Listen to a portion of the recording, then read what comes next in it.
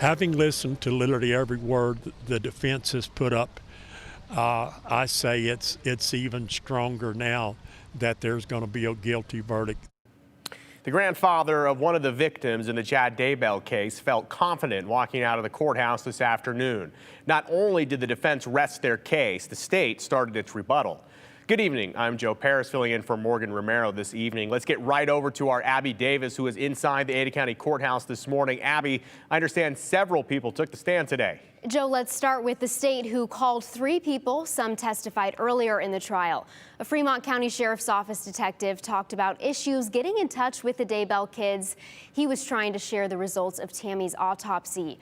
Jurors also heard from a man who worked with Tammy and Chad's oldest son, Garth. He explained what Garth told him about his mom's death in the fall of 2019.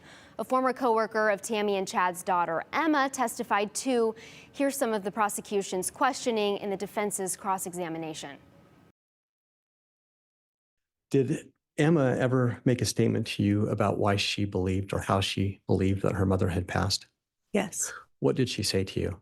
She said that it was related to a blood clot. That's what the doctors were suspecting. And that was the reason she gave you for her mother's passing? Yes.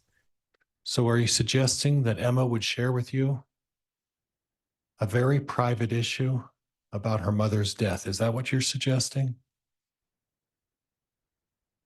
It wasn't a private issue. Her mother had passed away and she was sharing the cause. Well, don't you consider that a private issue?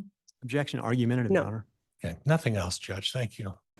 It was later ruled that Tammy died by asphyxiation. Before rebuttal, the defense's last witness, Eric Bartelink, testified. He said he was asked to analyze Tylee's skeletal remains. Law enforcement said they found the 16-year-old remains on Chad's property in June 2020, burned and discarded. Bartelink said they didn't have a lot of body parts. The ones they did have showed signs of blunt force trauma. He couldn't say for sure whether Tylee was burned on the property. Bartelink was one of nearly a dozen people the defense called while arguing its case this week, including 2 of Chad's kids, a son-in-law, and a DNA expert. There's no court tomorrow, Joe. It starts again Tuesday because of the long weekend. All right, and you can find comprehensive coverage on this story at ktvb.com. Abby Davis, thank you so much.